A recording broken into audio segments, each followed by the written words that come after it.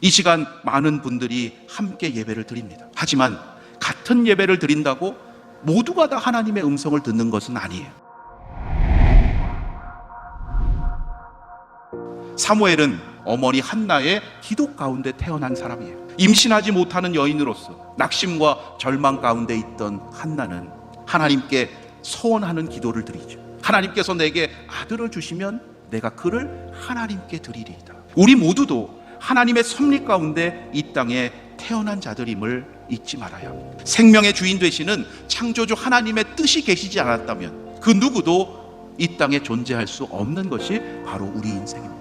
한나는 처음에 그저 아들을 얻기 위한 목적으로 기도했을 수 있어요. 그러나 기도하는 가운데 바로 이것을 깨달았던 거예요. 그래서 하나님께서 그에게 아들을 주셨을 때 기뻐하고 감사함으로 그치지 않고 그가 소원한 대로 사무엘을 하나님께 그의 평생을 온전히 드릴 수 있었던 것입니다. 그러나 한나는 사무엘을 자신의 것으로 여기지 않았어요. 생명의 주인 되시는 하나님의 것임을 증거한 인생이 바로 한나였습니다. 하나님의 위대한 이야기는 하나님이 어떠한 분이신지를 깨닫는 사람들을 통해서 성경에 기록되었고 그 위대한 이야기는 오늘도 이 시대의 믿음의 사람들을 통해서 계속되어 가는 겁니다. 부모의 품을 떠나서 하나님 앞에 자라게 된 사무엘이었습니다. 자신의 의지나 결정이 아니었죠. 하나님이 어떠한 분이신지 자신의 삶의 자리에서 알아가는 과정이 필요했습니다. 그것이 바로 오늘의 말씀이에요. 하루는 하나님의 전에 누워있는데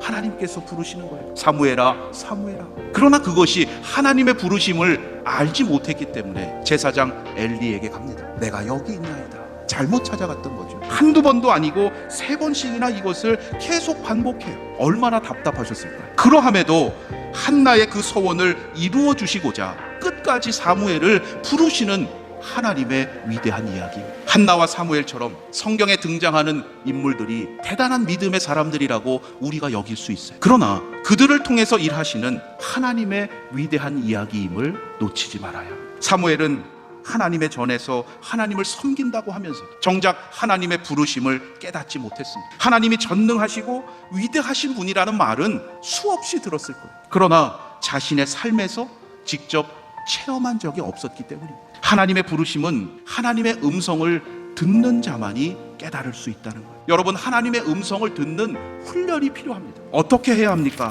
10절 말씀에서 이렇게 기록하고 있습니다. 여호와께서 임하여서서 전과 같이 사무엘아 사무엘아 부르시는지라 사무엘이 이르되 말씀하옵소서 주의 종이 듣겠나이다 하니. 하나님이 말씀하시면 내가 무엇이든지 그 말씀을 듣고 그대로 순종하겠다는 고백입니다. 이 시간 많은 분들이 함께 예배를 드립니다. 하지만 같은 예배를 드린다고 모두가 다 하나님의 음성을 듣는 것은 아니에요. 어떤 분은 오늘 정말 나에게 주시는 말씀이구나 감사함으로 돌아가는 분이 있는 반면에 예배를 드리고 나서도 아무런 영감도 받지 못하고 돌아가는 분도 있어요. 그 이유가 바로 여기에 있는 거예요. 오늘도 선포되는 말씀을 듣고 순종하겠다고 하는 마음으로 나온 사람에게 하나님은 하늘의 지혜를 주시고 그 뜻을 알려주시기 때문이에요. 성경이 증언하는 믿음의 사람들을 보면 하나님의 말씀을 그들의 지식과 상식으로 다 이해하고 나서 그 말씀에 순종한 것이 결코 아닙니다. 말씀에 순종할 때 비로소 하나님의 선하신 뜻을 깨닫게 되는 것입니다. 하나님은 오늘도 순종의 사람을 통해서 위대한 이야기를 계속해서 써가십니다. 바라기는 여러분의 삶이 하나님의 위대한 이야기에 꼭 포함되어서 그 위대한 이야기의 소중한 주인공이 되시기를 바랍니다.